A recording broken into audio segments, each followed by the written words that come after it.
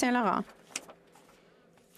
Madam Speaker, after 8 years of Liberal governance, everything costs more for all Canadians, especially essential goods. For instance, housing. Someone renting housing has to pay twice as much compared to 8 years ago. For people who are buying a home, mortgages doubled over the last 8 years, and that carries the signature of this Liberal government. They never controlled their expenditures, which led to the inflation we're experiencing now. Will the government recognize its responsibility? Will they get out of the way so that we can step in and fix what's broken? The Honourable Parliamentary Secretary for the Minister of Tourism and Associate Minister of Finance. Thank you, Madam Speaker, and I'd like to thank my colleague for the question. Last month, we saw inflation go down.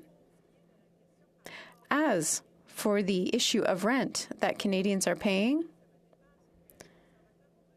Conservatives voted against a direct payment that we offered to Canadians to help them make ends meet. We are there to support Canadians. Thank you. The member for Louis Saint-Laurent. Another question. Another aspect that's essential for Canadians is food. As a citizen for Loretteville, many of us do so. We bring food to the shared fridge on Racine Street. And I can tell you, it goes fast because people need it. I'm sure it's happening in the riding of the parliamentary secretary. People who gave to food banks now have to knock on their doors.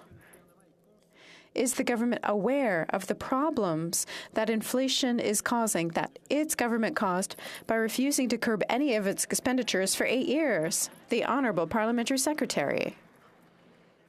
Madam Speaker, my colleague knows full well that inflation right now affects every country throughout the world because of the war in Ukraine, because of supply chain issues and others. I volunteer at my local community kitchen, and I, as well as every member of my party, see what's happening on the ground. That's why we have a